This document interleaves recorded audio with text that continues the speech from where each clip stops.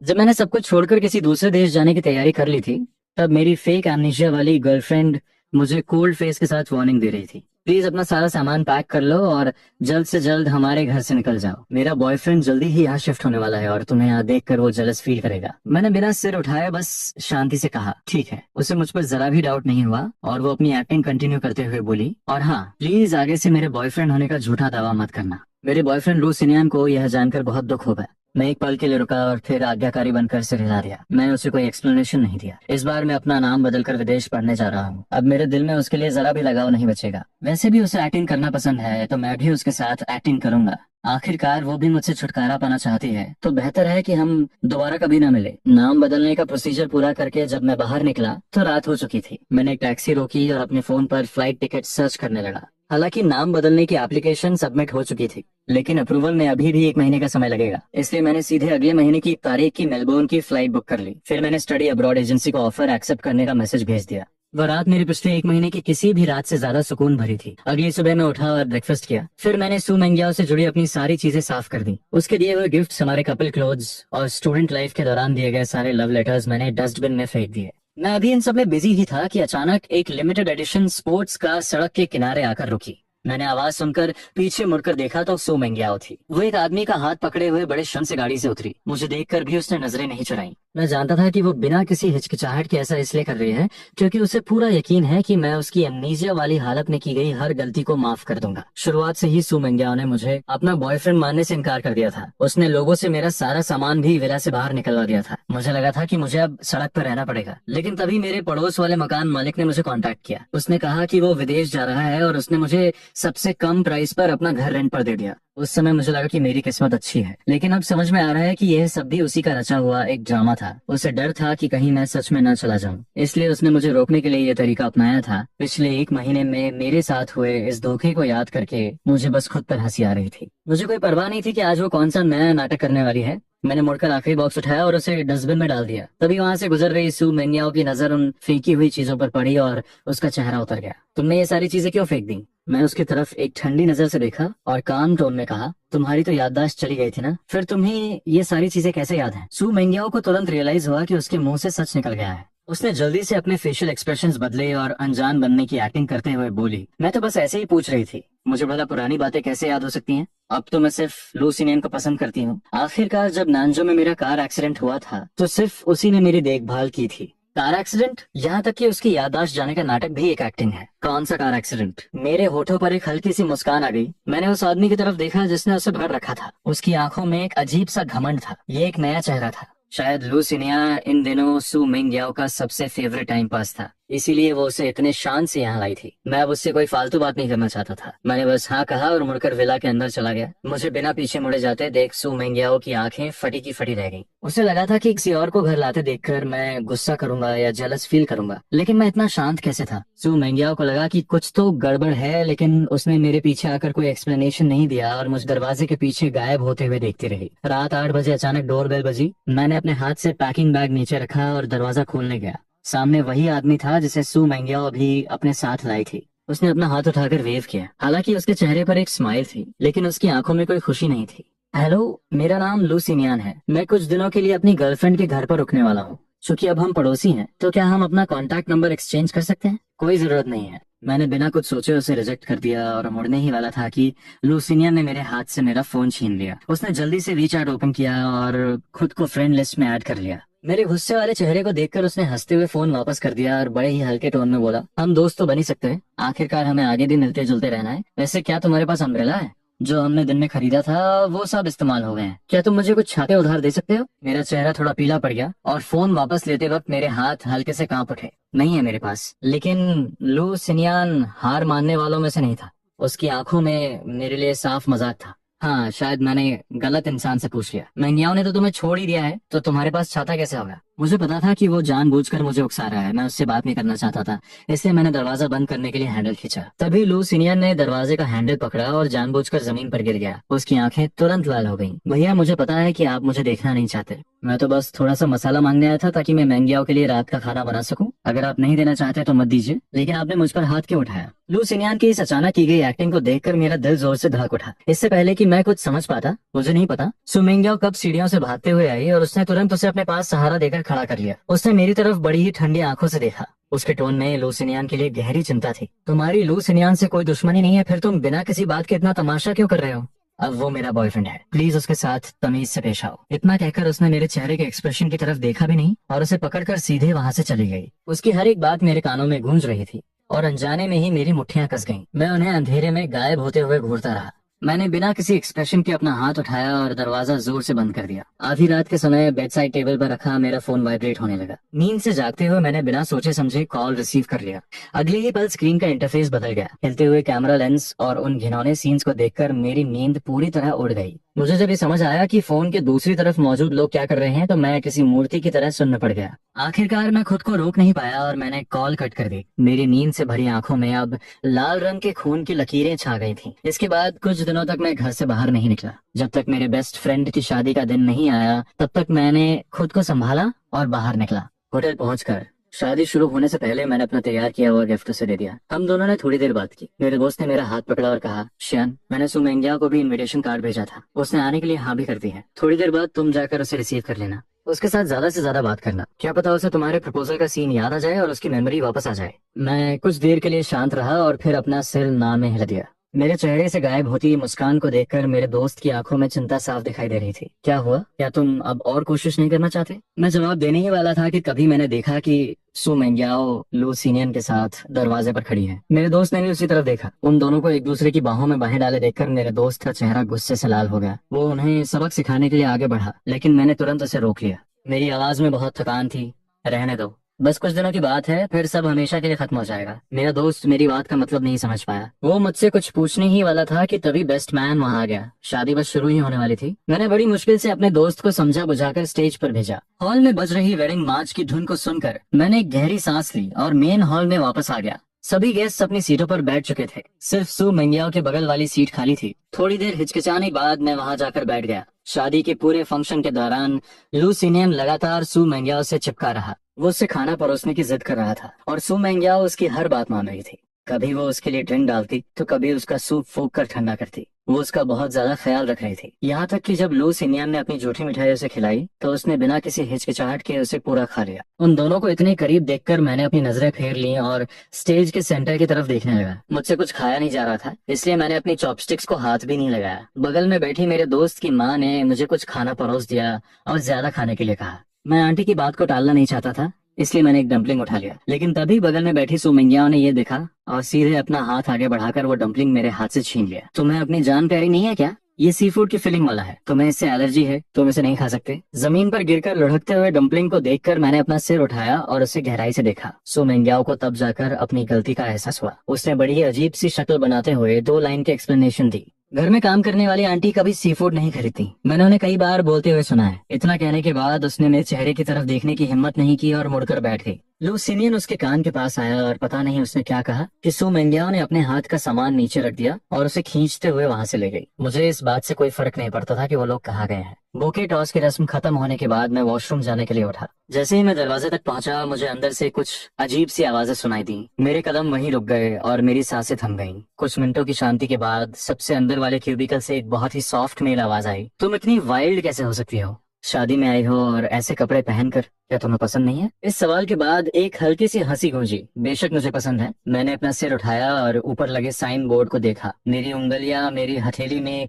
गहराई तक गिर चुकी थीं। कॉरिडोर में लगातार कदमों की आवाजें आ रही थी। वॉशरूम में अब फिर से शांति छा गई थी। मैंने आखिरी बार उस बंद दरवाजे वाले क्यूबिकल की तरफ देखा। मेरी आंखें लाल चुकी थीं और फिर मैं मुड़कर वहां से चला गया। शादी खत्म होने के बाद अपने दोस्त को बाय बोलकर जैसे ही मैं एलिवेटर से नीचे उतरा, मुझे सड़क पर वही जानी पहचानी स्पोर्ट्स कार खड़ी दिखाई दी। मैंने उसे अनदेखा कर दिया और टैक्सी रोकने के लिए आगे बढ़ा। तभी पता नहीं लू सिन्यान कहाँ से आ गया और उसने मेरा हाथ पकड़ लिया। मेंग्याओ को कंपनी में कुछ काम था तो वो पहले चली गई और गाड़ी मेरे लिए छोड़ गई। हम दोनों पास ही रहते हैं तो चलो मैं तुम्हें ड्रॉप कर देता हूँ। मैंने बिना कुछ सोचे उसे रिजेक्ट कर दिया, लेकिन लू सिन्यन ने मेरी एक ना सुनी और मुझे जबरदस्ती धक्का देकर पैसेंजर सीट पर बैठा दिया। उसने दरवाजा लॉक किया और गाड़ी स्टार्ट कर दी। वो बहुत तेज गाड़ी चला रहा था, इसलिए मुझे मजबूरी में अपनी सीट बेल्ट बांधनी पड़ी। पूरे रास्ते लू सिनियन ने नॉर्मल बातचीत का बहाना बनाकर मुझे ताना मारना जारी रखा। तुम्हें पहले से ही पता था ना कि मेंगियाओ अपनी याददाश्त जाने का नाटक कर रही है। तुम्हारी इतनी हिम्मत कैसे हुई कि तुमने उसे सच बताने की कोशिश नहीं की? मैंने उसकी तरफ एक ठंडी नजर से देखा और काम तोड़ में कहा, इससे तुम्हारा कोई लेना देना नहीं है। मेरा इससे लेना देना कैसे नहीं है? मैं भी तो मेंगियाओ के बगल में खड़े होकर प्राउडली उसका फियांस बनना चाहता हूँ। हालांकि अभी उसका ऐसा कोई इरादा नहीं है, लेकिन तुम भी जानते हो कि उसे मेरी बॉडी कितनी पसंद है। देर सवेर उसे मुझसे प्यार हो ही जाएगा। तुम्हें मुझ पर यकीन नहीं है? मैंने उसकी बातों पर बिल्कुल ध्यान नहीं दिया और मुड़कर खिड़की के बाहर का नजारा देखने लगा। मुझे अपनी बातों का कोई जवाब न देते देख लुसिनियान गुस्से से पागल हो गया। उसने कुछ और भड़काने वाली बातें कही, लेकिन मैंने अपनी आंखें बंद कर ली और ऐसा दिखावा किया जैसे वो वहाँ है ही नहीं। मेरे इस रवैये से लुसिनियान को बहुत चिढ़ हुई। उसने सामने वाले टर्निंग पॉइंट को देखा और अचानक से स्टीयरिंग व्हील घुमा दिया। एक जोरदार झटके के साथ हुए क्रैश की वजह से मेरा पूरा शरीर बेकाबू होकर आगे की तरफ झुक गया। जैसे ही मैंने अपनी आंखें खोली, मुझे शीशे के टुकड़े अपने चेहरे की तरफ आते हुए दिखाई दिए। मैंने तुरंत अपने हाथों को अपने चेहरे को बचाने के लिए आगे कर लिया। मेरे हाथ से गहरा लाल खून बहने लगा। मैं गाड़ी के साइड डोर से टकराया और मुझे एक भयानक दर्द महसूस हुआ। मेरी आंखों के सामने अंधेरा छा गया और मैं बेहोश हो गया। मुझे नहीं पता कि कितना समय बीत गया। मेरे कानों में बहुत शोरगुल की आवाज आ रही थी। दोनों पेशेंट्स के हाथों की तुरंत सर्जरी करनी पड़ेगी, लेकिन अभी हॉस्पिटल में सिर्फ एक ही डॉक्टर है जो ये सर्जरी कर सकता है। जिस पेशेंट का पहले ट्रीटमेंट नहीं होगा, उसके विकलांग होने का रिस्क हो सकता है। मिस सू, आप किसे बचाना चाहती हैं? ये सुनकर मैंने खुद को थोड़ा होश में लाने की कोशिश की और बड़ी मुश्किल से मेरे गले से दो शब्द निकले,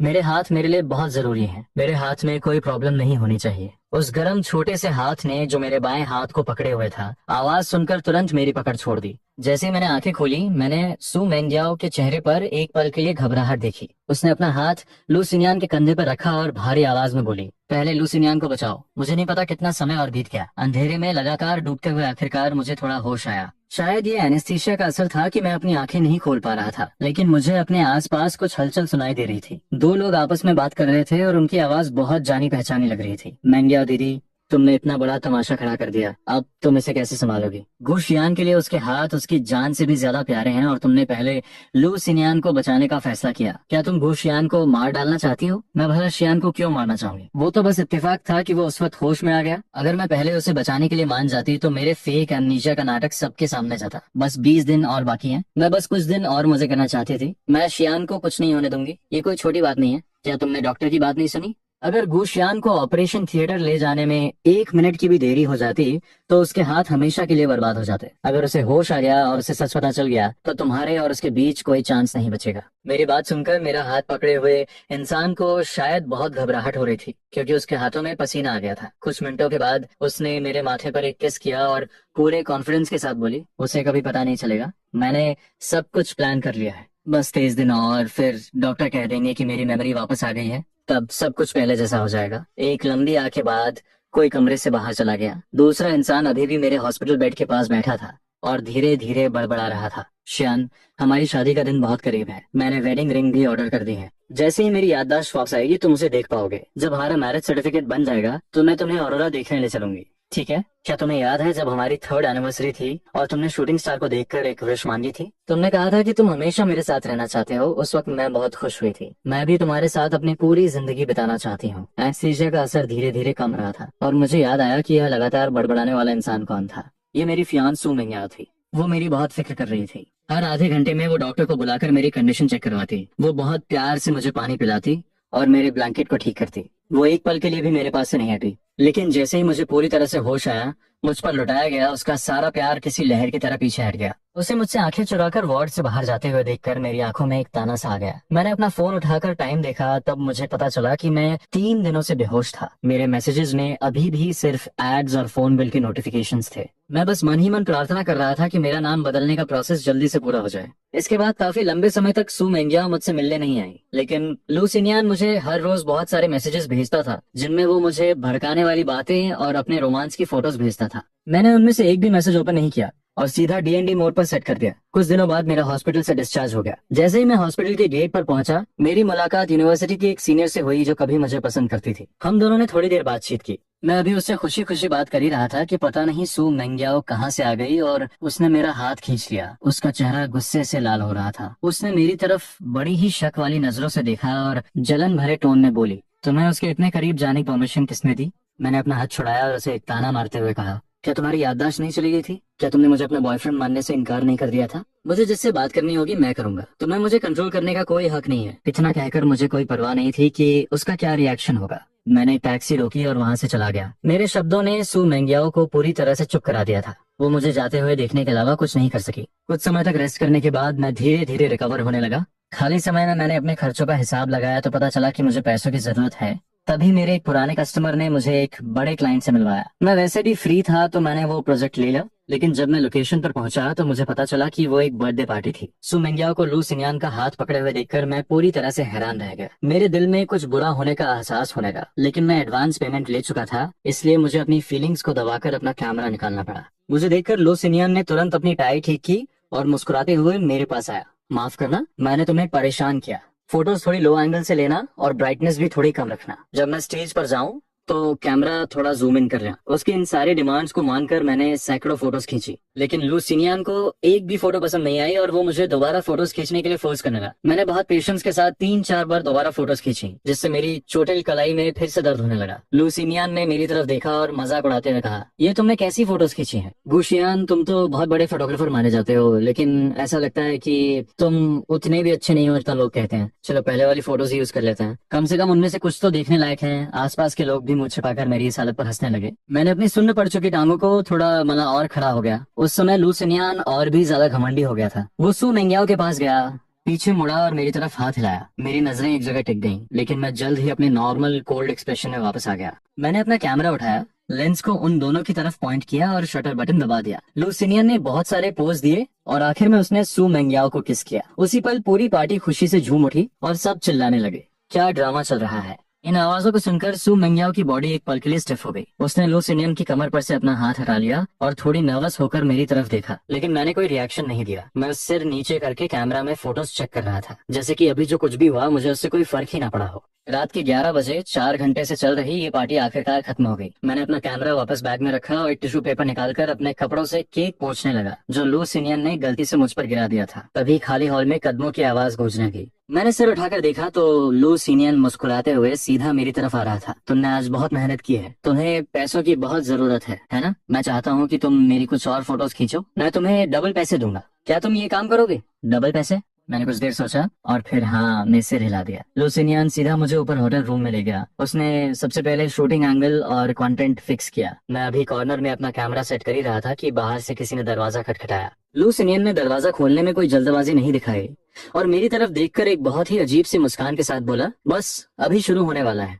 सब कुछ रिकॉर्ड करना मत भूलना। इतना कहकर उसने कर्टन खींच दिया और कॉर्नर को कवर कर दिया, जिससे कैमरा के लिए सिर्फ एक छोटी सी जगह बच गई। मैं उस छोटी सी जगह में सिकुड़ कर बैठ गया और पास आती कदमों की आवाजें सुन रहा था। झुकते हुए उस रोमांटिक लाइट में लू सिनियन एक औरत की टाई खींचते हुए धीरे धीरे आगे बढ़ा। उन दोनों की बॉडीज एक दूसरे से पूरी तरह चिपक गई थी। कैमरा लेंस में सू मेंगियाओ को लू सिनियन के साथ इतनी शिद्दत से किस करते हुए देखकर स्टैंड पर रखे मेरे हाथ जोर से कस गए। उसे पता ही नहीं था कि मैं भी उसी कमरे में हूँ। कमरे में उनकी हवस और भी ज्यादा बढ़ने लगी थी। उन लगातार आने वाली आवाजों को सुनकर मैं पूरी तरह से सुन्न हो चुका था। मुझे सांस लेने में भी तकलीफ हो रही थी। ऐसा लग रहा था मानो वक्त बहुत धीरे धीरे गुजर रहा हो। रात के 3 बजे कमरे में हलचल बंद हुई और बाथरूम से पानी गिरने की आवाज आने लगी। मैंने कर्टन हटाया और अपने सुन्न हो चुके पैरों को घसीटते हुए बाहर निकला। मैंने जमीन पर बिखरे हुए कपड़ों को पार किया, वो मेमोरी कार्ड टेबल पर रखा और दरवाजा खोलकर बाहर निकल गया। आधी रात की सड़क पर कोई नहीं था और मैं बिना किसी मंजिल के यूं ही भटक रहा था। मुझे नहीं पता कि मैं कितनी देर तक चला। जब मैंने अपनी थकी हुई आंखें उठाई तो मुझे एहसास हुआ कि मैं अनजाने में अपने हाई स्कूल पहुंच गया हूँ। पुरानी यादें ताजा होने लगी। सुमैया ने स्पोर्ट्स ग्राउंड के 1000 मीटर वाले ट्रैक पर मेरा हाथ पकड़कर दौड़ लगाई थी। उसने मेरे बर्थडे पर पूरे ऑडिटोरियम को गुलाब के फूलों से सजा दिया था और फ्लैग रेजिंग स्टेज पर पूरे स्कूल के सामने मुझे प्रपोज किया था। सब कुछ पहले जैसा ही था, लेकिन वहाँ खड़े मेरे दिल की हालत अब पूरी तरह से बदल चुकी थी। मैं स्कूल बिल्डिंग की तरफ गया और वहाँ मुझे टीचिंग डायरेक्टर मिले, जो शायद काम पर आए थे। चूंकि सू मेंगियाओ ने इतने ग्रैंड तरीके से मुझे प्रपोज किया था, इसलिए स्कूल के लगभग सभी टीचर्स मुझे पहचानते थे। डायरेक्टर ने मुस्कुराते हुए मुझे हेलो कहा। गोशियान, तुम अचानक स्कूल वापस कैसे आ गए? सू मेंगियाओ कहाँ है? मैंने कुछ समय पहले सुना था कि तुम दोनों की सगाई हो गई है। क्या तुम हमें इनविटेशन कार्ड देने आए हो? मैंने जबरदस्ती मुस्कुराने की कोशिश की और टॉपिक बदल दिया। मैं बहुत समय से यहाँ नहीं आया था, तो सोचा कि यहाँ से गुजर रहा हूँ तो टीचर से मिलता चलूं। हम दोनों बातें करते हुए चलने लगे और पुरानी यादों में खो गए। बहुत सारी बातें याद करके हम दोनों बहुत इमोशनल हुए। विदा लेने से पहले डायरेक्टर को शायद कुछ याद आया। वो ऑफिस के कैबिनेट से एक पुरानी पीली पड़ चुकी डायरी निकाल कर लाए और मुझे दे दी। ये मैंने सू मेंगियाओ से स्टडी क्लास के डिसिप्लिन चेक के दौरान जब्त की थी। चूंकि अब तुम दोनों की शादी होने वाली है तो ये तुम उसे वापस कर देना। मैं एक पल के लिए हैरान रह गया। मैंने वो डायरी ली और टीचर को झुककर प्रणाम किया। वापस लौटते समय मैंने वो डायरी खोली और उसमें सू मेंगियाओ की प्यारी सी हैंडराइटिंग देखी। हर पेज पर एक ही नाम लिखा था। उस डायरी में एक लड़की के दिल की बातें लिखी थी जो एक लड़के को पसंद करती थी। इसे पढ़ते पढ़ते मेरी आंखें भर आईं और आंसू बेकाबू होकर बहने लगे। एक एक बूंद मेरे पास्ट की याद भी थी और एक तरह की विदाई भी। जब गाड़ी विला के दरवाजे पर रुकी तो मैंने डायरी बंद कर दी। दरवाजा खोलते ही मेरी नजर सू मेंगियाओ से मिली जो अभी अभी वापस आई थी। उसकी गर्दन पर लव बाइट्स का लाल निशान देखकर मुझे रात की घटना याद आ गई और मैंने अपनी नजरें फेर ली। सू मेंगियाओ ने नोटिस किया कि मैं शायद रोया हूँ। उसने भौहें सिकोड़ी और अभी वो कुछ पूछने ही वाली थी कि लू सिनियान जो उसे पकड़े हुए था मेरी लाल आंखों को देखकर हंसने लगा। तुमने कल रात बहुत मेहनत की है। मैंने पैसे ट्रांसफर कर दिए हैं। तुमने जो शूट किया वो मुझे बहुत पसंद आया। तुम्हें भी पसंद आया होगा, है ना? उसका ये ताना सुनकर सू मेंगियाओ का दिल जोर से धड़क उठा। क्या पसंद आया? रात के पहले हिस्से की बर्थडे फोटोज।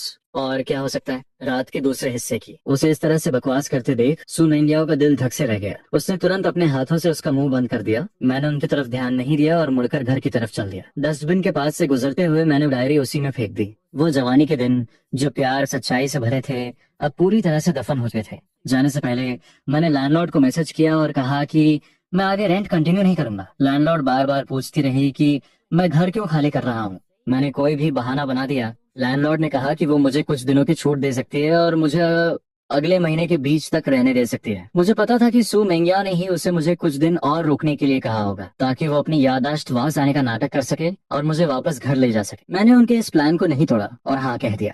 जाने से 3 दिन पहले मुझे एक अननोन नंबर से कॉल आया। मिस्टर गू बोल रहे हैं? हेलो, मैं हिल्टन होटल का मैनेजर हूँ। वही होटल जहाँ आपने अपनी एंगेजमेंट पार्टी की थी। बात यह है कि आपकी फियांस ने पहले ही हमारे मेन हॉल को बुक कर लिया था। सुना है कि परसों यहाँ शादी की पार्टी होने वाली है, लेकिन हम पिछले कुछ दिनों से उनसे कांटेक्ट नहीं कर पा रहे हैं। कुछ डिटेल्स कंफर्म करनी है। क्या आप आकर हमसे बात कर सकते हैं? मैं मना करने ही वाला था, लेकिन परसों सुनकर मेरी पलकें झपक गई। 1 जनवरी वही दिन था जब सू मेंगियाओ ने अपनी याददाश्त वापस आने का नाटक करने का प्लान बनाया था और वही मेरा भी यहाँ से जाने का दिन था। मैंने मान लिया और टैक्सी लेकर वहाँ पहुँच गया। हॉल में घुसते ही वहाँ की डेकोरेशन देखकर मैं पूरी तरह से शांत हो गया। फूलों से लेकर शोपीसेस तक सब कुछ वैसा ही था जैसा सू मेंगियाओ ने मुझे प्रपोज करते वक्त सजाया था। वहाँ खड़े होकर मुझे समझ नहीं आ रहा था कि मैं पास्ट में हूँ या प्रेजेंट में। जो मैनेजर मेरे साथ अंदर आया था वो मुझे कुछ बताने ही वाला था कि तभी उसे कॉल आ गया और वो थोड़ी देर के लिए चला गया। मैं अकेला ही सेकंड फ्लोर की तरफ चला गया। मुझे याद आने लगा कि कैसे सू मेंगियाओ ने हाथों में फूल लेकर मुझे गले लगाया था और जिंदगी भर सिर्फ मुझसे प्यार करने का वादा किया था। उस वक्त मैं अपनी आने वाली शादीशुदा जिंदगी को लेकर बहुत एक्साइटेड था। इसने सोचा था कि सिर्फ 3 महीने बाद सब कुछ धुएं की तरह गायब हो जाएगा और कुछ भी नहीं बचेगा।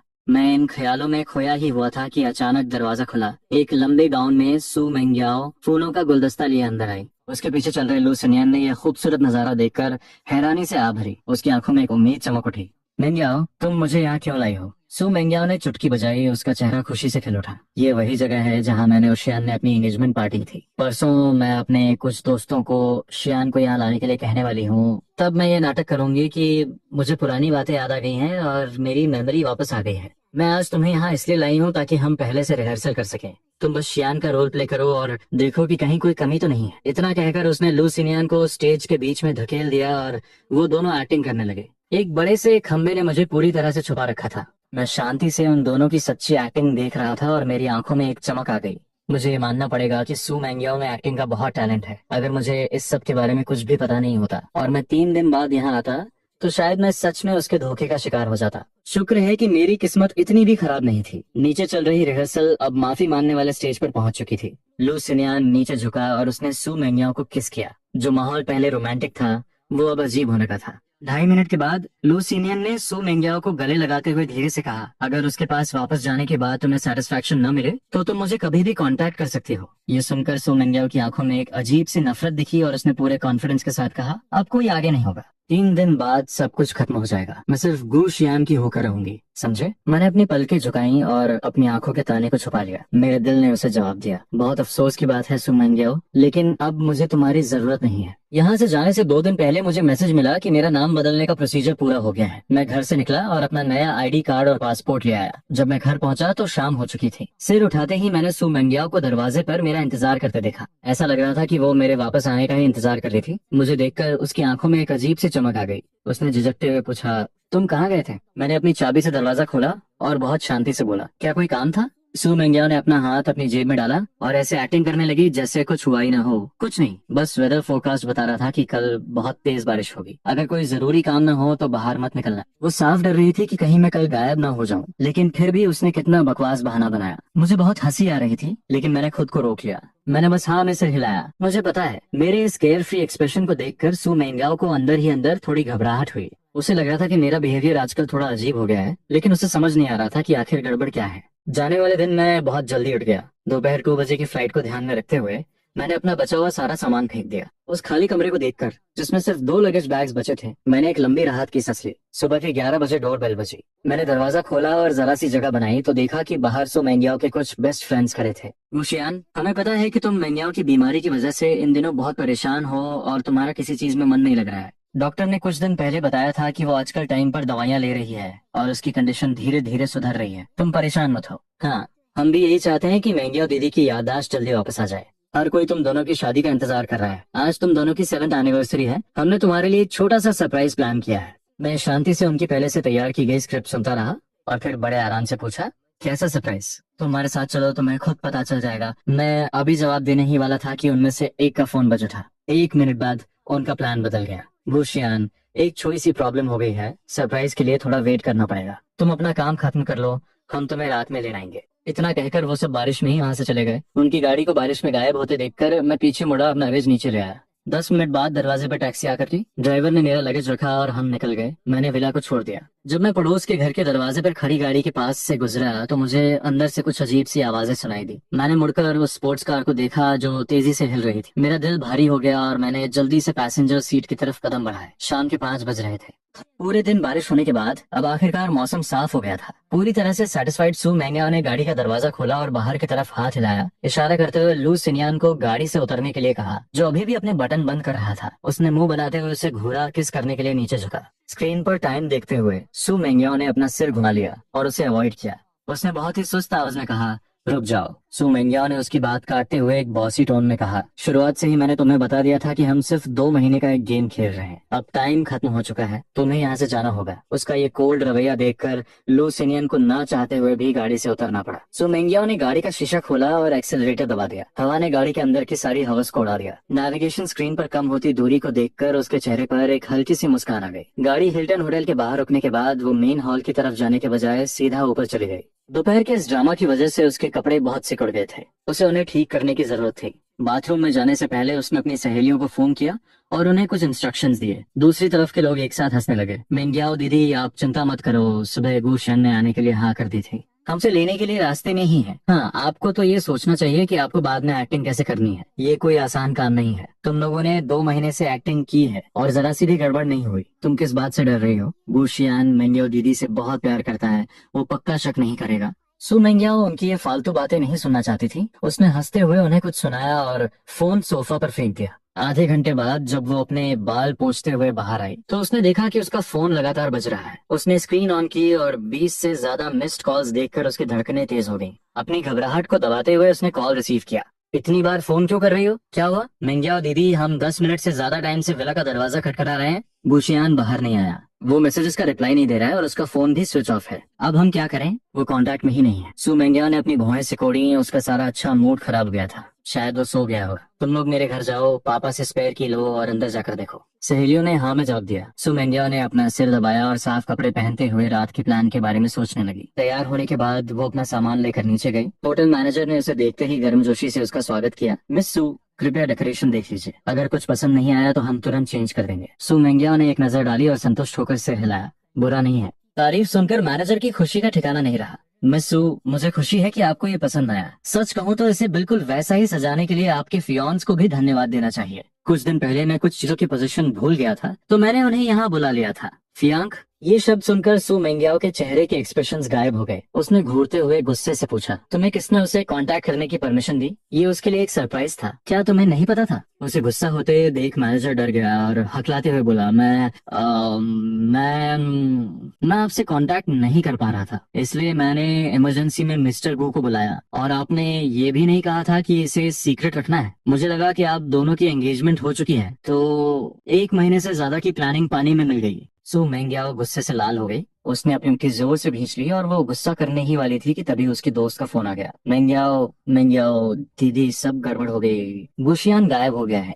मैनेजर की बात और इस खबर को एक साथ सुनकर सो मेंग्याओ का दिमाग सुन हो गया। तो जाओ उसे ढूंढो। उसका गुस्सा सुनकर फोन के दूसरी तरफ उसकी दोस्त लगभग रोने ही वाली थी। ऐसा नहीं है कि हम उसे ढूंढ नहीं रहे हैं, विला पूरी तरह से खाली हो चुका है। हमने सीसीटीवी चेक किया, उसने सुबह ही अपना सारा सामान फेंक दिया था और 12 बजे अपना लगेज लेकर चला गया। हमें नहीं पता वो कहाँ गया है। एक एक शब्द सू मेंग्याओ के कानों में किसी बम की तरह फट रहा था। वो वहीं जम गई। 12 बजे टैक्सी, वो सारी बातें जिन्हें उसने नजरअंदाज कर दिया था अब उसे याद आ रही थी। बेचारा मैनेजर, जिसे कुछ पता नहीं था, वो अभी भी लगातार एक्सप्लेन कर रहा था। सच कहूँ तो अगर मैं मिस्टर गू को फोन नहीं भी करता तो भी शायद उन्हें सब पता चल जाता। उस दिन उन्होंने मुझसे बहुत सारे सवाल पूछे थे। जाने से पहले उन्होंने मुझे एक बॉक्स दिया और कहा कि मैं आज रात ये आपको दे दूं। इतना कहकर मैनेजर ने वो चीज आगे बढ़ा दी। दोनों हाथों में पकड़े उस रिंग बॉक्स को देखकर सू मेंग्याओ को लगा कि उसकी सांसें अटक गई हैं।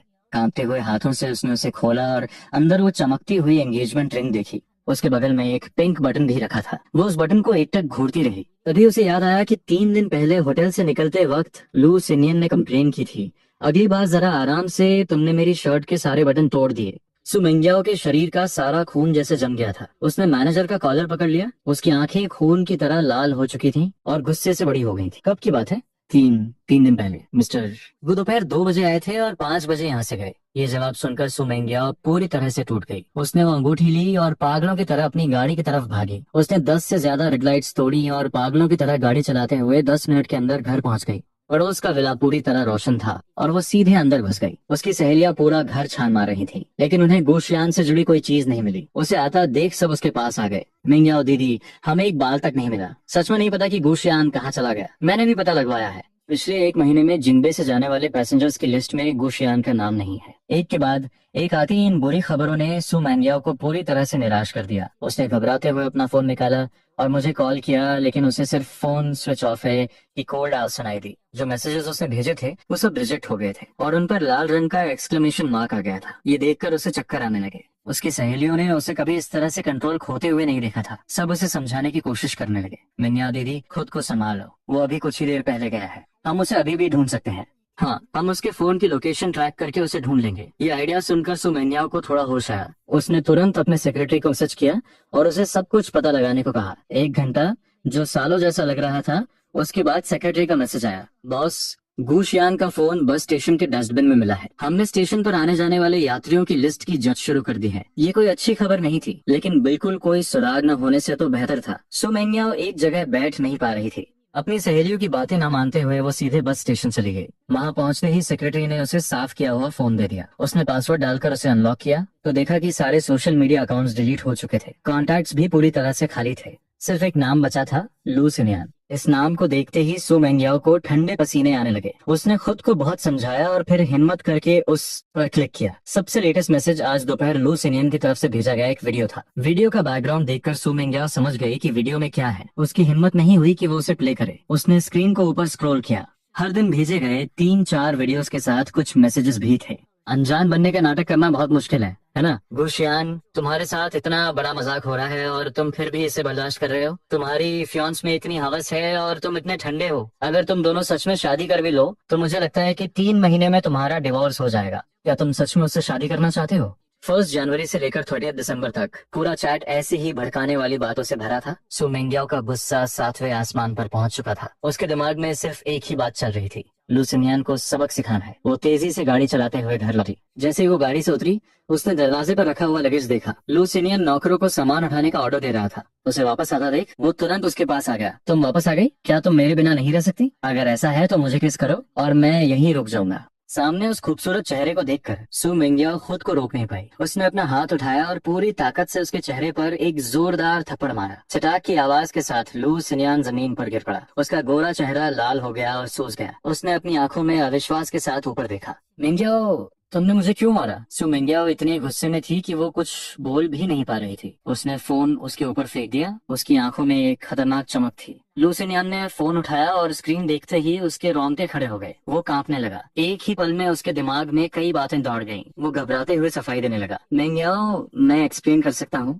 सच तो ये है कि गुशियान, उसे पहले से ही पता था कि तुम अपनी याददाश्त खोने का नाटक कर रही हो। मैं बस तुमसे बहुत प्यार करता हूँ, इसलिए मुझसे गलती हो गई। इस वक्त सु मेंग्याओ के लिए ये बातें आग में घी डालने जैसी थीं। उसका अपने गुस्से पर कोई कंट्रोल नहीं रहा। उसने बॉडीगार्ड्स को उसे उठाने का ऑर्डर दिया और उसका गला जोर से पकड़ लिया। सांस न ले पाने की वजह से लू सिन्यान बुरी तरह तड़पने लगा। उसका चेहरा लाल से नीला पड़ने लगा और फिर धीरे धीरे पर्पल हो गया। उसकी आंखों में निराशा छा गई और वो बाहर आने लगी। ऐसा लग रहा था कि उसकी जान निकलने वाली है। जब लू सिन्यान को लगा कि वो सच में दम घुटने से मर जाएगा, तभी सु मेंग्याओ की कुछ दोस्त आ गई। ये सब देखकर उनके चेहरे का रंग उड़ गया। उन्होंने तुरंत आगे बढ़कर उसे बचाया। मेंग्याओ दीदी, शांत हो जाओ। अभी सबसे जरूरी काम गुशियान को ढूंढना है। हाँ, ये आदमी तो हमारे कब्जे नहीं है। हम इससे बाद में भी निपट सकते हैं, अभी भी वक्त है। ये बातें सुनकर सु मेंग्याओ ने आखिरकार अपने हाथ रोक लिए। उसने जमीन पर गिरे हुए उस आदमी की तरफ आखिरी बार देखा और बहुत ही डरावनी आवाज में बोली, इसे दो लिहुआ के पास ले जाओ और इस पर कड़ी नजर रखना। ये नाम सुनते ही लू सिन्यान, जो लगभग बेहोश हो चुका था,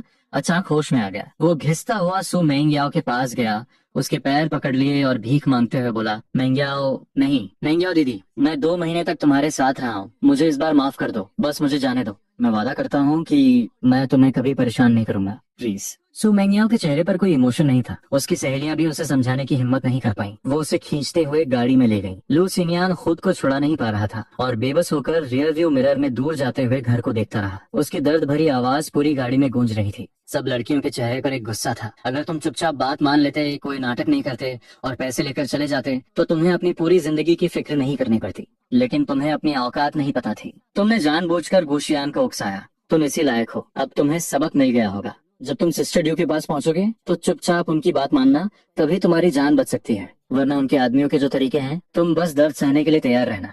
जब मेरी फ्लाइट मेलबोर्न में लैंड हुई, तब आधी रात हो चुकी थी। मैंने पहले से बुक किए हुए होटल में एक रात आराम किया। अगले दिन मैं अपना लगेज लेकर उस अपार्टमेंट में गया जो मैंने पहले से अरेंज कर रखा था। अगले कुछ दिनों में मैंने रोजमर्रा की जरूरत का बहुत सारा सामान खरीदा। वो खाली कमरा धीरे धीरे भर गया। मैं अपना सामान पैक कर रहा था और साथ ही अपने रूममेट से कांटेक्ट में था, जो कुछ दिनों बाद आने वाला था। धीरे धीरे मैं यहाँ की जिंदगी में ढल गया। क्योंकि मुझे खाना बनाना अच्छा आता था, इसलिए मैं बहुत जल्दी इंटरनेशनल स्टूडेंट्स के ग्रुप में शामिल हो गया और पड़ोस के 2 लड़कों के साथ मेरी अच्छी दोस्ती हो गई। वो मुझे अपने साथ शॉपिंग पर ले जाते, आसपास के रेस्टोरेंट्स के बारे में बताते और लोकल टूरिस्ट स्पॉट्स घुमाते। कुछ ही दिनों में मेरी अच्छी फोटोग्राफी स्किल्स को मेरे नए दोस्तों ने भी पसंद किया और मैं लोकल फोटोग्राफी क्लब का हिस्सा बन गया। मेलबर्न आए हुए मुझे 10 दिन हो गए थे और मैंने अपना पहला फोटोग्राफी प्रोजेक्ट पूरा कर लिया था। मैंने अपने अकाउंट में आए $300 को देखा और मुझे बहुत सेटिस्फेक्शन हुआ। अगली सुबह मेरा नया रूममेट जाओयू भी आ गया। बहुत जल्द वो मेरा एक अच्छा दोस्त बन गया। समय बीतता गया और यूनिवर्सिटी खुलने का समय आ गया। यूनिवर्सिटी शुरू होने से 1 दिन पहले मैंने खुद खाना बनाया और अपने नए दोस्तों को डिनर पर बुलाया। 1 महीने तक साथ रहने के बाद हम सबके बीच अच्छी बॉन्डिंग हो गई थी।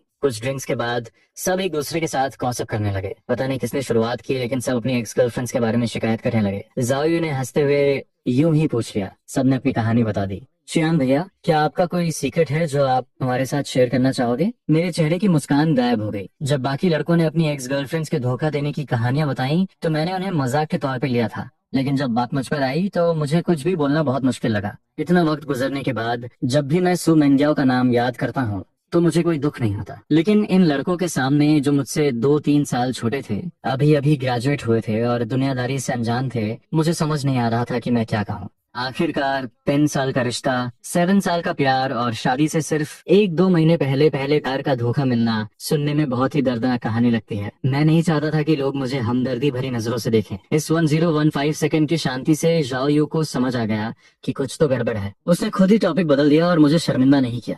खाना पीना खत्म होने के बाद जाओयू खुद मेरे पास आया और माफी मांगने लगा। श्यान भैया, मेरा वो मतलब नहीं था। I am sorry. मुझे पता था कि उसने जानबूझकर नहीं किया था, इसलिए मैंने हंसते हुए हाथ हिलाकर उसे माफ कर दिया। अपने कमरे में वापस आने के बाद मैंने अपना फोन खोला और उस नए वीचैट अकाउंट में लॉगिन किया जो मैंने 1 महीने पहले बनाया था। मेरे कुछ दोस्तों ने मुझे लगातार बहुत सारे मैसेजेस भेजे थे। मैंने उन सबको एक एक करके रिप्लाई किया। सबने मेरा हाल पूछा था, जिसके लिए मैंने थैंक यू कहा।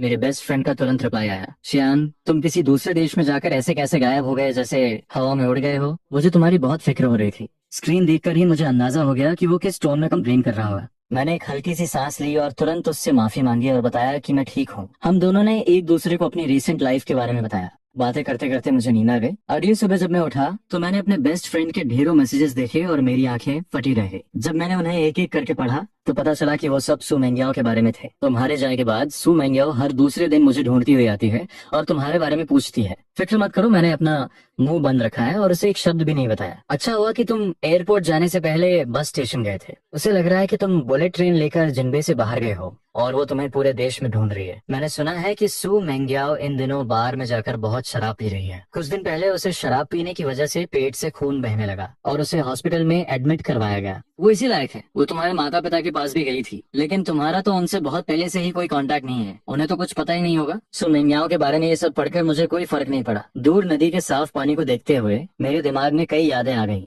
जब मैं 12 साल का था मेरे माता पिता का तलाक हो गया। उन्होंने अपनी नई फैमिली बना ली और मुझे मेरी दादी के पास छोड़ दिया जो अकेली रहती थी। जब मैं 17 साल का था तब मेरी दादी गुजर गई। फैमिली रजिस्टर में सिर्फ मेरा नाम बचा था। 18 साल की उम्र में जब मैंने सू मेंग्याओ के साथ रिश्ते में आने के लिए हाँ की थी तब उसने मुझसे वादा किया था कि वो मुझे एक परिवार देगी। मैंने उसकी बातों पर विश्वास किया और 7 साल तक उसका इंतजार किया। लेकिन बदले में मुझे क्या मिला? एमनीजिया का एक घटिया नाटक और धोखा। उन 30 दर्दनाक दिनों को याद करके आज भी मेरे रोंगटे खड़े हो जाते हैं। शुक्र है कि अब सब खत्म हो गया है। मैंने कर्टन हटाया और खिड़की से आती सूरज की तेज रोशनी ने मेरे अंदर की सारी ठंडक दूर कर दी। सुबह के 8 बजे अलार्म बजा। मैंने कपड़े बदले, अपना बैग लिया और जाओयू के साथ यूनिवर्सिटी चला गया। फ्रेशमैन एनरोलमेंट सेरेमनी ऑडिटोरियम में हो रही थी। मैं नए और एनर्जेटिक स्टूडेंट्स के बीच बैठा था, प्रिंसिपल की मोटिवेशन से भरी बातें सुन रहा था। मेरे मन में जो एक अजीब सा डर था वो धीरे धीरे खत्म हो गया। बुशियान का नया फ्यूचर अब शुरू हो चुका था। सो मेंग्याओ ने जैसे ही आंखें खोली उसे डिसइंफेक्टेंट की तेज महक आई। शराब के साइड इफेक्ट्स अभी भी उसकी बॉडी में फैल रहे थे।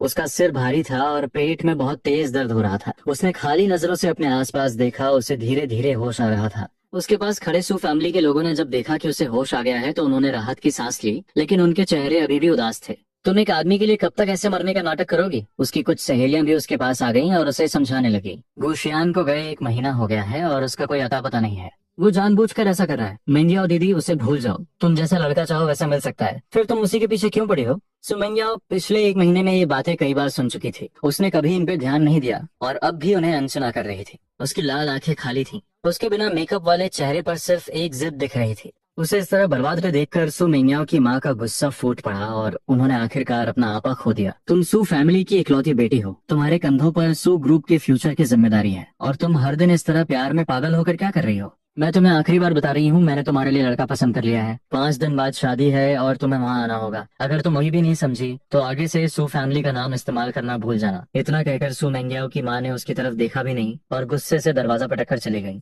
कमरे में सन्नाटा छा गया। उसकी सहेलियां भी चुप रहीं। सू मेंग्याओ बड़ी मुश्किल से उठी।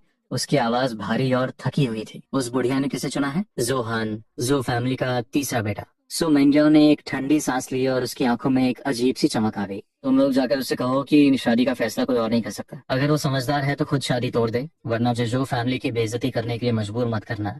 सो मेंग्याओ के इस टोन से ही उसकी सहेलियां समझ गईं कि वो आसानी से हार नहीं मानेगी। लेकिन अभी कुछ देर पहले सू आंटी के गुस्से को देखकर उन्होंने डरते डरते उसे समझाने की कोशिश की। मेंग्याओ दीदी, हमारे सर्कल में शादियां बिजनेस डील्स की तरह होती हैं। सू आंटी ने अपना फाइनल डिसीजन सुना दिया है और जो फैमिली से पंगा लेना भी आसान नहीं है। क्यों ना इस बात को यहीं खत्म कर दें? हाँ, इनविटेशन कार्ड्स पहले ही भेजे जा चुके हैं। अब पीछे हटने का कोई रास्ता नहीं है। दूल्हा बदल गया तो क्या हो? अगर गुशियान वापस आ भी जाए तो उसका फैमिली बैकग्राउंड तुम्हारे स्टेटस से मैच नहीं करता। सू मेंग्याओ ने कभी नहीं सोचा था कि वो सहेलियां जो बचपन से उसके साथ हैं वो ऐसी बकवास करेंगी। उसका चेहरा गुस्से से लाल हो गया और उसने उन्हें घूर कर देखा। अगर तुमने दोबारा ऐसी बात कही तो यहाँ से दफा हो जाना। मैं सू मेंग्याओ हूँ और मेरी जिंदगी में मेरा पति सिर्फ गुशियान ही होगा। मुझे कोई फर्क नहीं पड़ता कि वो जो फैमिली से है या शिए फैमिली से। मैं किसी से शादी नहीं करूंगी। उनकी बातों का कोई असर ना होते देख उसकी सहेलियों ने भी कुछ बोलना ठीक नहीं समझा। वो सब चुपचाप वहां से चली गई। हॉस्पिटल वार्ड में अब सू मेंग्याओ अकेली थी। उसने अपनी आंखें बंद कर ली और उसके दिमाग में कई तस्वीरें घूमने लगीं। रोज घर से निकलने से पहले मैं उसके कपड़े ठीक करता था और उसे किस करता था। जब वो बीमार होती थी तो मैं उसकी फिक्र में रोने लगता था और उसके लिए गर्म सूप लेकर जाता था। एनिवर्सरीज पर मेरे दिए हुए सरप्राइज गिफ्ट्स और हर साल साथ रहने का वो वादा अब सिर्फ एक सपना बनकर रह गए थे। सेक्रेटरी के उस मैसेज को देखकर कि अभी भी मेरा कोई पता नहीं है, सो मैंग्याओ का टूटा हुआ दिल एक बार फिर दर्द से भर गया। उसने उस फोन को कसकर पकड़ लिया जो मैंने फेंक दिया था, जैसे वही उसकी आखिरी उम्मीद हो। मैंग्याओ दीदी, हमने जोहान से बात की है। उसने कहा कि शादी का फैसला उसके पेरेंट्स ने किया है और वो उनकी बात मानेगा, वो शादी नहीं तोड़ेगा। अब हम क्या करें? ये सुनकर सु मैंग्याओ का दिल और टूट गया। उसकी आंखों में गुस्सा भर गया। अगर उसे समझ नहीं आ रहा है तो हम देखते हैं कि आगे क्या होता है। उसकी इस आवाज को सुनकर उसकी सहेलियों का दिल दहल गया। जो फैमिली भी जिंगबे में एक बहुत बड़ी फैमिली थी। मैंग्याओ दीदी, तुम क्या करने वाली हो? प्लीज कुछ गलत मत करना। सो मैंग्याओ ने उनकी तरफ देखा, लेकिन कोई जवाब नहीं दिया और टॉपिक बदल दिया। लू सिनियन कहाँ है? तो उसकी सहेलियां तो इस आदमी के बारे में भूल ही गई थी। सब एक दूसरे का मुंह देखने लगी। पता नहीं, सिस्टर डू से पूछना पड़ेगा। इतना कहकर वो कॉल करने ही वाली थी कि सु मैंग्याओ, जिसके अंदर गुस्सा भरा हुआ था और उसे निकालने का कोई रास्ता नहीं मिल रहा था, उसने उन्हें रोक दिया और खुद वहां जाने का फैसला किया। वीआईपी रूम में घुसते ही जैसे ही वो बैठी, डू ली हुआ शराब और एक आदमी को लेकर अंदर आई। वो सु मैंग्याओ को खुश करने की कोशिश कर रही थी। बॉस सु, आपको जो चाहिए था मैं ले आई, आप खुद देख लीजिए। इतना कहकर उसने अपने पीछे डरे हुए छुप रहे आदमी को धक्का दिया। लू सिनियन अब सिर्फ हड्डियों का ढांचा बन चुका था। उसके हाथों और पैरों पर नीले और पर्पल निशान थे। वो बुरी तरह कांप रहा था और ऊपर देखने की हिम्मत भी नहीं कर पा रहा था। कमरे में आए लोगों को देखकर उसकी आंखों में एक अजीब सा डर था। मैंग्याओ दीदी, 1 महीने में ही एक हैंडसम लड़का ऐसी हालत में पहुंच जाएगा, ये देखकर कमरे में मौजूद हर कोई हैरान रह गया। सिर्फ सु मैंग्याओ के चेहरे पर कोई इमोशन नहीं था। वो उस आदमी को घूरती रही और उसकी आंखों में सिर्फ नफरत थी। आखिर में उसकी आवाज में बहुत पछतावा था। कमरे में कई लोगों ने लंबी आह भरी। काश मुझे पहले पता होता तो मैं ये सब शुरू ही क्यों करती। 2 महीने पहले इसी वीआईपी रूम में कही गई बातों को याद करके उन्हें लगा कि वो मजाक में की गई बातें अब सच हो गई थी। सेकंड मिस शहन ने अपने प्यार को पाने के लिए जो कुछ भी किया उसका कोई असर नहीं हुआ और गुशियान ऐसे गायब हो गया जैसे वो कभी था ही नहीं। इस 1 महीने में उसकी सहेलियों ने उसे ढूंढने के लिए अपने सारे कॉन्टैक्ट्स का इस्तेमाल किया। उन्होंने हर वो जगह छान मारी जहां वो हो सकता था, लेकिन कुछ पता नहीं चला। कोई इंसान इतने बड़े सर्च ऑपरेशन से कैसे बच सकता है और अपना कोई सुराग कैसे नहीं छोड़ता?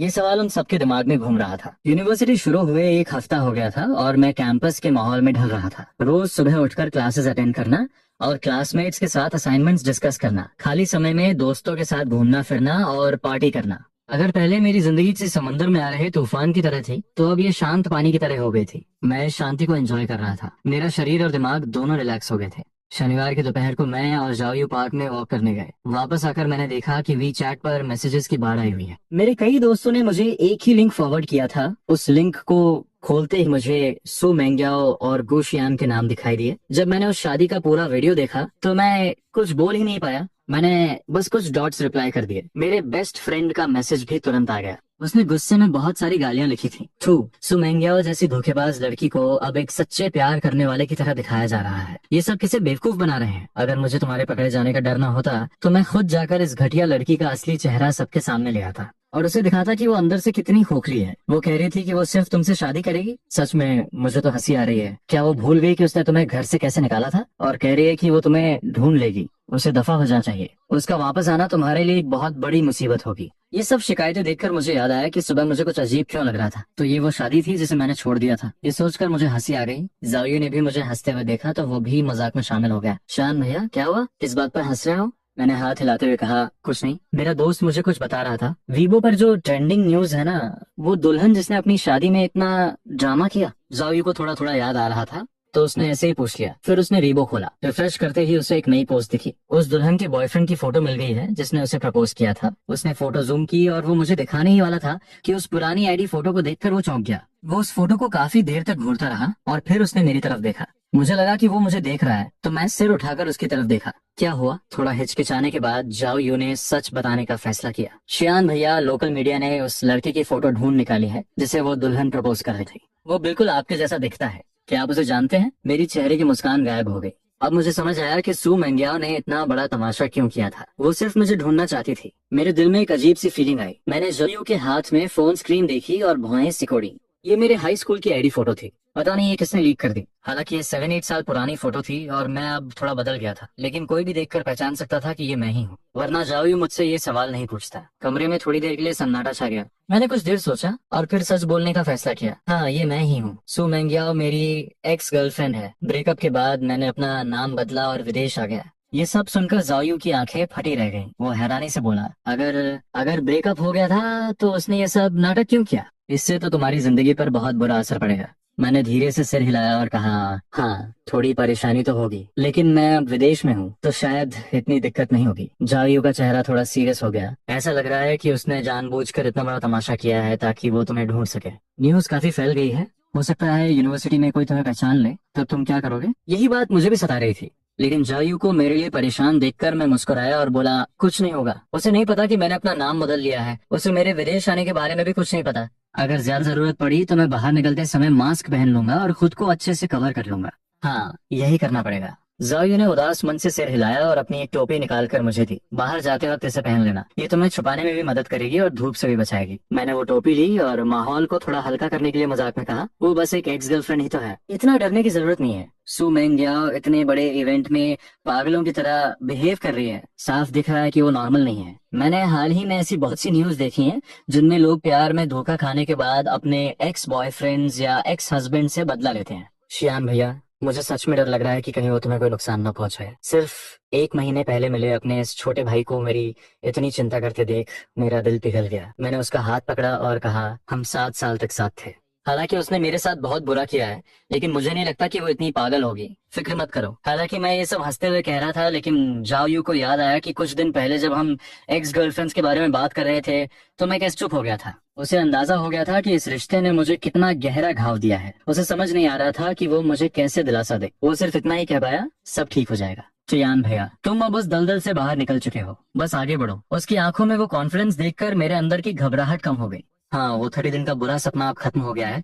अब डरने की क्या बात है। शादी के अगले दिन सू फैमिली ने अनाउंस किया कि सू मेंगियाओ को सू ग्रुप के सारे काम से हटा दिया गया है। और जो फैमिली ने भी अनाउंस किया कि वो सू फैमिली के साथ अपने 3 प्रोजेक्ट्स कैंसिल कर रहे हैं। मेरे गायब होने के 50 दिन बाद भी सू मेंगियाओ को मेरे बारे में कोई खबर नहीं थी। इंटरनेट पर उसके बारे में बहुत सी बातें हुई थी, लेकिन सब हमारे पास के बारे में थी। किसी ने भी ये नहीं बताया कि मैं कहाँ हूँ। सू मेंगियाओ का मुझे ढूंढने का जो कॉन्फिडेंस था वो वक्त के साथ खत्म होता जा रहा था। उसे उस खाली विला में जाने से डर लगने लगा था और वो अपने सेक्रेटरी के मैसेजेस भी नहीं पढ़ना चाहती थी। यहाँ तक कि अब गुशियान का नाम सुनते ही वो गुस्सा हो जाती थी। सू फैमिली ने उसके सारे कार्ड्स ब्लॉक कर दिए थे। अब वो पहले की तरह पैसे नहीं उड़ा सकती थी। उसकी सहेलियों ने भी उम्मीद छोड़ दी थी और उसे सब भूल जाने को कह रही थी। अपनी फैमिली से माफी मांग लो। अपनी 24 साल की जिंदगी में सू मेंगियाओ ने पहली बार ऐसी हार का सामना किया था। वो हर दिन शराब पीती और नशे में चीजें तोड़ती। वो मेरा नाम लेकर रोती और पछताती, लेकिन शराब सिर्फ कुछ देर के लिए ही उसे सुकून देती थी। जब वो होश में आती तो उसे फिर से उसी कड़वी सच्चाई का सामना करना पड़ता। इस सब से गुजरते हुए वो अब पहले जैसी कॉन्फिडेंट और खुश नहीं रही। न्यू ईयर्स ईव के दिन सू मेंगियाओ बार में अकेली बैठकर शराब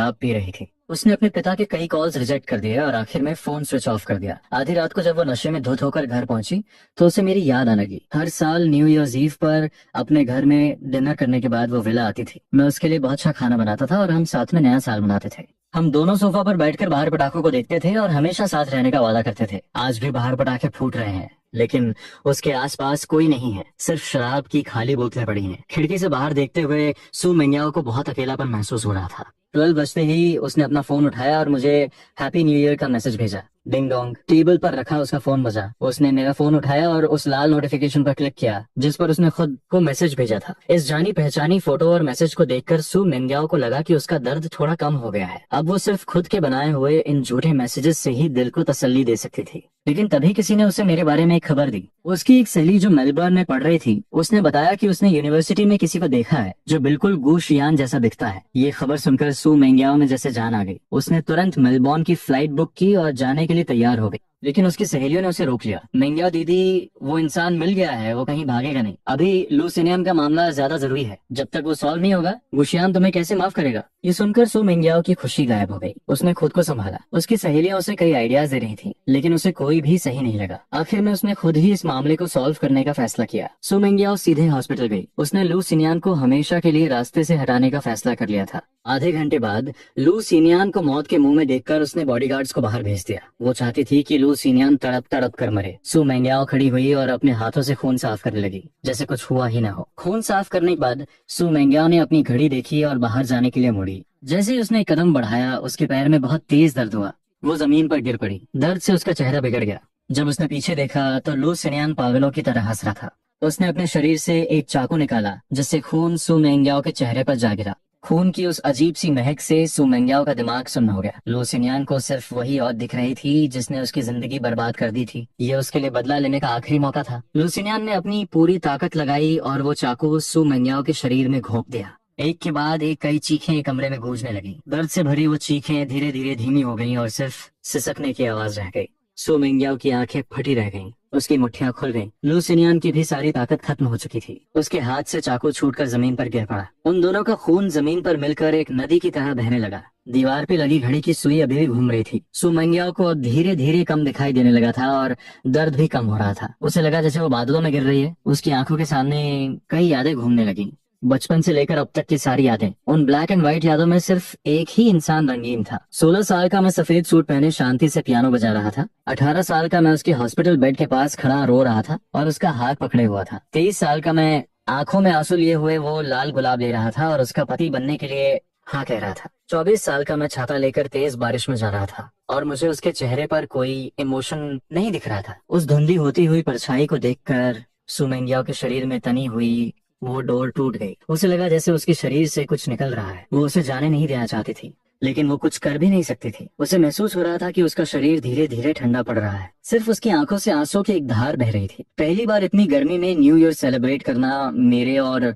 जाओयू दोनों के लिए बहुत नया एक्सपीरियंस था। जाओयू के पेरेंट्स चाइना से बहुत सारी चीजें लेकर आए थे। वो दोनों लिविंग रूम में डेकोरेशंस लगा रहे थे। पूरे घर में खुशियों का माहौल था। बहुत सालों बाद मुझे फाइनली न्यू ईयर की वो खुशी महसूस हो रही थी। मेरी दादी के गुजरने के बाद से मैं हमेशा अकेला ही न्यू ईयर मनाता था। हालांकि सू मेंग्याओ मेरे पास आती थी, लेकिन वो हमेशा रात 8 बजे से पहले ही चली जाती थी। घर में मैं बिल्कुल अकेला रह जाता था। बाहर के जश्न को देखकर मुझे अपना अकेलापन और भी ज्यादा महसूस होता था। मुझे लगा था कि शादी के बाद नया साल मेरे लिए खुशियां लेकर आएगा, लेकिन मेरी शादी कभी हुई ही नहीं। और अब फाइनली मैं अकेले न्यू ईयर नहीं मना रहा था। किचन में बिजी जाओयू के पिता ने फ्रेशली फ्राइड मीट बॉल्स निकाले और मुस्कुराते हुए मुझे टेस्ट करने को कहा। उनके टोन में मेरे लिए बहुत प्यार और केयर थी। शान, ये शाओयू की फेवरेट डिश है। इतने सालों में ये मेरा सबसे अच्छा न्यू ईयर था। अगले 2 सालों तक मैंने अपना न्यू ईयर ऑस्ट्रेलिया में ही मनाया। हर साल जाओयू के पेरेंट्स हमारे साथ सेलिब्रेट करने आते थे। इतने समय तक साथ रहने के बाद हम एक फैमिली की तरह हो गए थे। जिस साल मेरा ग्रेजुएशन हुआ, जाओ फैमिली मेलबोर्न में ही सेटल हो गई। जाओयू ने मुझसे पूछा कि क्या मेरा यहीं रुकने का प्लान है। मैंने इस बारे में बहुत सोचा था। चाइना में मेरे जो भी क्लोज फ्रेंड्स थे वो सब अपनी लाइफ में सेटल हो चुके थे और मेरी फैमिली से मेरा कोई कनेक्शन नहीं था। वहाँ मेरा कोई घर या प्रॉपर्टी भी नहीं थी। अगर मैं अपने रिलेशनशिप्स और करियर को देखूं तो मुझे यहीं रुकना ज्यादा सही लगा। इसलिए मैंने जॉब ढूंढना शुरू किया और इमिग्रेशन के पेपर्स तैयार करने लगा। इस सब में जाओ फैमिली ने मेरी बहुत मदद की। पढ़ाई के दौरान ही मैंने अपनी स्किल्स की वजह से अच्छे खासे पैसे जमा कर लिए थे। इसलिए ग्रेजुएशन के बाद मैंने अपना खुद का एक छोटा सा फोटोग्राफी स्टूडियो खोल लिया। अगले 2 सालों में मेरा स्टूडियो काफी बड़ा हो गया और अच्छा चलने लगा। 4 साल पूरे होने के बाद मुझे परमानेंट रेजिडेंसी मिल गई। जब मैं पेपर वर्क के लिए चाइना वापस गया तो अपने पुराने दोस्तों से मिला। सालों बाद हम सब मिल रहे थे। वक्त बहुत तेजी से बीत गया था। अब हम वैसे नहीं दिखते थे जैसे हम जवानी में दिखते थे, लेकिन फिर भी जब हम मिले तो हमें लगा जैसे कुछ बदला ही नहीं है। सबको मेरी लव लाइफ के बारे में जानने में बहुत इंटरेस्ट था। मैंने भी उन्हें सब कुछ बहुत आराम से बताया। पिछले 2 सालों में मेरे 2 रिलेशनशिप्स रहे, लेकिन कुछ रीजंस की वजह से हमारा ब्रेकअप हो गया। मेरी करंट गर्लफ्रेंड के साथ मेरा रिलेशन पिछले साल अगस्त से है। वो मुझसे 2 साल छोटी है, लेकिन काफी मैच्योर है। मैं उन्हें अपनी लव लाइफ के बारे में बता रहा था और फोटोज और वीडियोस दिखा रहा था। स्क्रीन पर हम दोनों को एक साथ खुश देखकर सबने राहत की सांस ली। हम काफी देर तक बातें करते रहे। तभी पता नहीं किसने सू मेंग्याओ का नाम लिया। सुना है सू मेंग्याओ मर चुकी है। ये सुनकर मुझे थोड़ा झटका लगा। इन सालों में मैं अपनी पढ़ाई और काम में इतना बिजी था कि मैं चाइना की कोई खबर ही नहीं सुनी थी। कभी कभी जब मैं जाओयू के साथ पुरानी बातें याद करता था तो मुझे वो वक्त किसी धुएं की तरह लगता था जिसे मैं साफ साफ नहीं देख सकता। और सू मेंग्याओ का नाम भी किसी पुरानी फेडेड फोटो की तरह लगता था। मुझे लगा था कि वो समय के साथ आगे बढ़ गई होगी, अपना फैमिली बिजनेस संभाल रही होगी और एक नई जिंदगी जी रही होगी। मुझे नहीं पता था कि वो मर चुकी है। कमरे में एक पल के लिए सन्नाटा छा गया। सब मेरा रिएक्शन देख रहे थे। मुझे सिर्फ शॉक देखकर सब रिलैक्स हो गए और फिर से बातें करने लगे। हाँ, मैंने भी ये खबर सुनी थी शियान। मैं तुम्हें बताना चाहता था, लेकिन फिर मुझे लगा कि तुम अब मूव ऑन कर चुके हो। तो मैं ये दुखद बात तुम्हें क्यों बताऊं, इसमें दुखी होने वाली क्या बात है। मैंने सुना है कि उसने उस लू नाम के आदमी को बहुत टॉर्चर किया था और उसी ने बदला लेने के लिए उसे मार दिया, उसे उसके किए की सजा मिली। इतने लंबे समय के बाद मुझे उस आदमी का नाम भी याद नहीं आ रहा था, मुझे सिर्फ उस कार एक्सीडेंट की याद थी जिसने मेरी जिंदगी लगभग बर्बाद कर दी थी। इसलिए जब मैंने सुना कि मेरी जिंदगी बदलने वाले उन दो लोगों का ये अंजाम हुआ तो मुझे थोड़ा अजीब लगा, लेकिन वो सिर्फ एक पल के लिए था। आखिरकार वो बहुत पहले की बात थी, वो यादें हवा के झोंके की तरह आईं और फिर हमेशा के लिए गायब हो गईं।